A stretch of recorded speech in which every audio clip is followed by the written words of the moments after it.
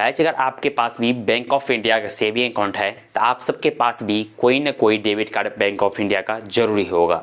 जैसे कि मैं आज आप सबको बताने वाला हूं, अगर बैंक ऑफ इंडिया का अगर आप सब वीजा का डेबिट कार्ड अगर यूज करते हैं तो इसका हेडिंग चार्ज क्या है और आप सबको कितना नुकसान होता है आप सबको मालूम भी नहीं पड़ता होगा।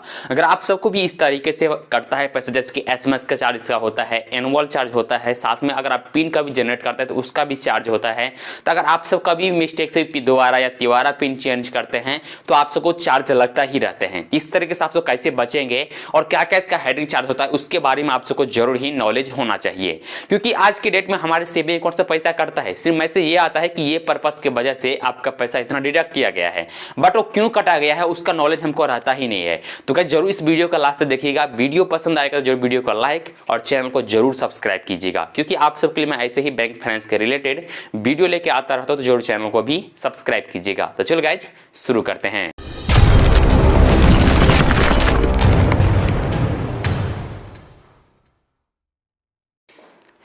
सो गाइस मैं फाइनली पहुंच चुका हूं बैंक ऑफ इंडिया का वो ऑफिशियली वेबसाइट के ऊपर। ऑफिशियली वेबसाइट के ऊपर आने के बाद अभी जो मैं आपको हेडिंग चार्ज बताने वाला हूं वो बताने वाला हूं वीजा डेबिट कार्ड का, क्योंकि वीजा डेबिट कार्ड के ऊपर जो कि हमको भी बहुत सारा चार्ज लगा। पहले मैं उस चार्ज आप दिखाता हूँ कितना हमारा चार्ज कटता है, उसके बाद क्योंकि इसका एसएमएस का चार्ज होता है, साथ में अकाउंट मेंटेनेंस का चार्ज होता है, तो ये सब पहले आपको दिखा देता हूँ मैं। सो गाइस देखिए अभी हमारे अकाउंट से जो कटा है, जो कि कल के डेट में बैलेंस कटा है, जो कि 94 रुपीज़ कटा है, जिसका बताया गया है कि TRF के फैसिलिटी के अनुसार आपको ये बैलेंस रखे हुआ है। तो TRF का मतलब क्या होता है पर वो भी आपको जानना पड़ेगा, क्योंकि एसएमएस का चार्ज भी आपको 3 मंथ के बाद 13 रुपया करता है और TRF का भी 94 रुपीज़ करता है। और साथ में देखिए ये तो 2 हेडिंग चार्ज आप सबको शायद मालूम भी नहीं होगा, लेकिन उसके अलावा भी बहुत ऐसा हेडिंग चार्ज है जो कि आप सबको नहीं मालूम होगा। तो क्या जरूर इस वीडियो को लाइक कीजिएगा। आपको पहले TRF का मतलब पहले आपको मैं बता देता हूँ।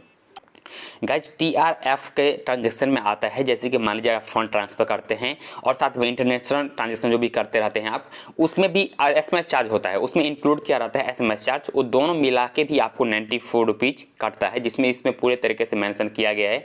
देखिए जैसे कि इसमें पूरे मेंशन किया गया है कि अगर आप मान लीजिए इंटरनेट बैंकिंग यूज करते हैं या मोबाइल बैंकिंग यूज करते हैं, कभी भी यूज करते हैं, तो उसका चार्ज होता है एनुअल, उतना आपको पे करना ही पड़ता है। साथ में एसएमएस चार्ज होता है 13 रुपया, उसमें इंक्लूड करके भी आपको ये पेमेंट को आपको पे करना ही पड़ता है, जो कि ऑटोमेटिक आपके अकाउंट से ये पैसा डिडक्ट हो जाता है और ये बैलेंस आपको इधर से पे आपको करना ही पड़ेगा। जैसे आप नेट बैंकिंग चालू करेंगे तो नेट बैंकिंग चालू करने के बाद इधर एक ऑप्शन आपको मिलता है मेक पेमेंट का, जिसमें आपसे बेनिफिशियरी ऐड करते हैं। तो आप सब कभी भी यूज करते रहेंगे, 1 या 2 बार कभी भी अगर आप यूज कर लिए तो आपको ये पेमेंट आपको पे करना ही पड़ता है, जो कि इसका ईयरली चार्ज होता है। और लेकिन एसएमएस चार्ज पूरे 3 महीना के बाद आपको 13 रुपया कटेगा, तो वो भी आपको पे करना ही पड़ेगा। ये भी TRF के ट्रांजेक्शन में ही आता है। साथ में गाइस अगर आपके पास वीजा क्लासिक डेबिट कार्ड है तो उसका जो होता है डोमेस्टिक ट्रांजैक्शन अलाउ रहता है, बट ई कॉमर्शियल ट्रांजैक्शन और इंटरनेशनल ट्रांजैक्शन नॉट अलाउ, यानी आप उस बैलेंस डेबिट कार्ड के थ्रू आप इंटरनेशनल ट्रांजैक्शन नहीं कर सकते हैं। अगर आपको एटीएम से मनी विड्रॉ करना है तो पर डे आप 15,000 तक मनी विड्रॉ कर सकते हैं, और पोस्ट और ई कॉमर्शियल ट्रांजैक्शन में आप सब 50,000 तक का डेली लिमिट दिया गया है। Eligible all SBI current and OD account holder के लिए रहता है। साथ में बता दो कि ये डेबिट कार्ड का सबसे पर्पस ये होता है कि अगर आपका अकाउंट बैंक ऑफ इंडिया का है तो उसका अकाउंट जरूर मेंटेनेंस करके रखिए, नहीं तो आपको इसका जो जितना भी सर्विस है ना वो आपको पे करना ही पड़ेगा। तो आपको दिखाता हूँ एक PDF फाइल डाउनलोड करके, उसमें पूरे तरीके से मेंशन है, पहले वो मैं डाउनलोड करके आपको दिखा देता हूँ।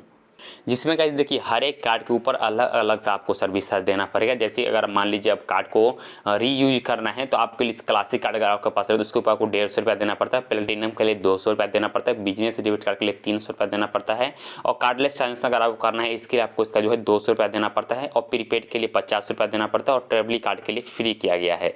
साथ में अगर मान लीजिए अगर EVM कार्ड वाला अगर आपके पास नहीं है डेबिट कार्ड तो आपको वो भी आपको लेना ही पड़ेगा। अगर रिप्लेसमेंट करवाएंगे तो इसका जो अलग से सर्विस चार्ज जो है वो 150 रुपया आपको देना पड़ता है। आज बता दूं कि अगर एनुअल मेंटेनेंस अगर आप नहीं करते हैं तो इसके ऊपर भी आपको इसका चार्ज देना पड़ता है, जिसका कि एनुअल मेंटेनेंस के ऊपर भी आपको पूरे 150 रुपया, प्लेटिनम के ऊपर भी 200 रुपया, बिजनेस डेबिट कार्ड के ऊपर 250 रुपया, साथ में कार्डलेस ट्रांजेक्शन के ऊपर 200 रुपया, और प्रीपेड और ट्रेवल जो इसमें फ्री किया गया है। साथ में कार्ड को फैसिलिटी और आपको एक्स्ट्रा कुछ यूज करना है तो इसके ऊपर आप 125 रुपया इसका अलग से देना पड़ता है। जैसे कि मैं अभी बताया या इंटरनेशनल ट्रांजेक्शन अगर यूज करना चाहते हैं तो इसके ऊपर वन टाइम आपको देना पड़ता है सर्विस चार्ज, और पर ईयर आपको 25 रुपया देना ही पड़ेगा। तो ये सब अगर आप सबको बचाना है तो आप सब बचा सकते हैं, नहीं तो आप सबका भी ये जितना भी सर्विस है आप देख रहे हैं ये सर्विस चार्ज आपको देना ही पड़ता है, जो कि एनुअल के हिसाब से होता है। और कोई SMS चार्ज जितना भी होता है वो 3 महीना का होता है। TRF के ट्रांजेक्शन में वो सब चार्ज आता है। तो अगर आप सब बचना चाहते हैं तो सब जरूर बचिएगा।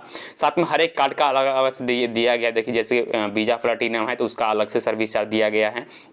इसके बहुत सारा कार्ड है, बिजनेस कार्ड के ऊपर अलग से सर्विस चार्ज दिया गया है। तो अगर आप सब ये भी देखना चाहते हैं तो आप बैंक ऑफ इंडिया का ऑफिशियल वेबसाइट पे आके आप सब ये सर्विस चार्ज देख के और अपने डेबिट कार्ड के ऊपर जितना भी होता है आप सबको सर्विस चार्ज लगता है उससे आप सब बच सकते हैं। जो कि मैं बता दूं, अगर आपको SMS चार्ज से तो आपको नहीं छुटकारा पा सकते हैं कभी भी, क्योंकि SMS चार्ज आपको 3 महीना का 13 रुपया देना ही पड़ता है। साथ में अगर आप कभी भी अपना जो इंटरनेट बैंकिंग चालू अगर आप कर लिए होंगे तो उसका भी जो है टोटल मिला के 94 रुपीज़ आपको देना ही पड़ता है। तो ये सब भी आपको कभी लिखा नहीं जाता है, लेकिन आप सबको ये हेडिंग चार्ज पे करना ही पड़ता है, जो कि 1 ईयर का होता है। ये आप सब कभी भी छुटकारा नहीं पा सकते हैं।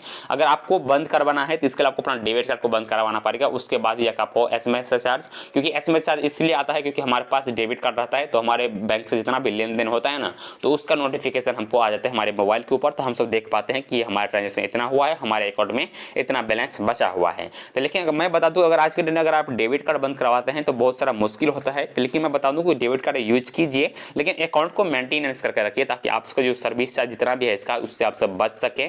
साथ में SMS चार्ज और साथ के एनुअल चार्ज, मतलब अगर आप हो सके तो गूगल पे या तो फोन पे या तो पेटीएम अदर एप्लीकेशन यूज करेंगे तो इसका जो TRF ट्रांजेक्शन होता है वो आपको नहीं लगेगा। लेकिन आप जैसे कि बैंक ऑफ इंडिया का जितना भी एप्लीकेशन है वो अगर आप यूज करते हैं तो उसका जो भी सर्विस चार्ज है आपको देना ही पड़ता है।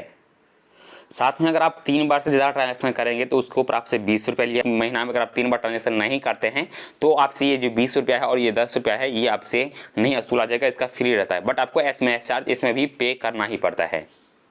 इसमें से आप कौन सा डेबिट कार्ड यूज करते हैं और डेबिट कार्ड के ऊपर अलग अलग सा सर्विस इसमें इंक्लूड किया गया है। तो अगर आपके पास जैसे कि मास्टर का हो या वीजा का हो या रुपया का हो या और कोई कार्ड अगर आप यूज करते हैं तो आप इसमें से पहले आप चॉइस कर लीजिएगा कि आप कौन सा कार्ड यूज कर रहे हैं। उसके बाद आप इस पर जब क्लिक करेंगे ना तो इसका जितना भी होता है हेडिंग चार्ज इसमें इंक्लूड किया गया है। तो आपसे एक बार इसमें विजिट कर लीजिएगा ताकि आपको पूरी जानकारी मिल सके, क्योंकि मैं हर एक कार्ड का अलग अलग सा अगर आपको बताने लगूंगा कि इसका इतना सर्विस होता है तो वीडियो बहुत ही लंबा हो जाएगा। तो इसके लिए मैं आपको सजेशन जरूर करने वाला हूँ कि आप बैंक ऑफ इंडिया का ऑफिशियल वेबसाइट के ऊपर आइए और इसमें देखिए पूरे तरीके से मेंशन किया गया है कौन सा कार्ड के ऊपर कितना आपसे सर्विस चार्ज लिया जाएगा और डेली लिमिट कितना है ये भी इसमें मेंशन किया गया है। तो आपसे इस वेबसाइट के ऊपर आके और पूरे कार्ड के बारे में जानकारी आप ले सकते हैं। मैं आपसे इस वीडियो में देने की कोशिश किया हूँ। बट अगर आपको और कोई डेबिट कार्ड अगर आप सब यूज करते हैं बैंक ऑफ इंडिया का योजना वाला अगर डेबिट कार्ड अगर आप यूज करते हैं तो उसके ऊपर कितना होता है चार्ज वो भी आपको इसमें बताया गया है। तो आपसे इसमें आके पूरे जानकारी इधर से ही ले सकते हैं। बट क्योंकि मैं ये पूरे कार्ड के बारे में बताऊंगा तो वीडियो बहुत ही लंबा हो जाएगा, क्योंकि 30 से 40 मिनट का वीडियो हो जाएगा। इसके लिए मैं इस वीडियो को इधर ही खत्म करता हूं। अगर आपको और जानकारी चाहिए तो इस वेबसाइट के ऊपर आइए बैंक ऑफ इंडिया पे और आप सब पूरे जानकारी इधर से ही। सो गाइस, अगर आप सबके पास भी जो भी बैंक ऑफ इंडिया का डेबिट कार्ड यूज करते हैं वो बैंक ऑफ इंडिया का डेबिट कार्ड का हेडिंग चार्ज जरूर मालूम कीजिएगा, जो कि ऑलमोस्ट जो भी जानकारी था मैं इस वीडियो में देने की कोशिश किया हूं। अगर फिर भी इस वीडियो में कुछ छूट गया होगा तो आप नीचे कमेंट करके हमसे पूछ सकते हैं।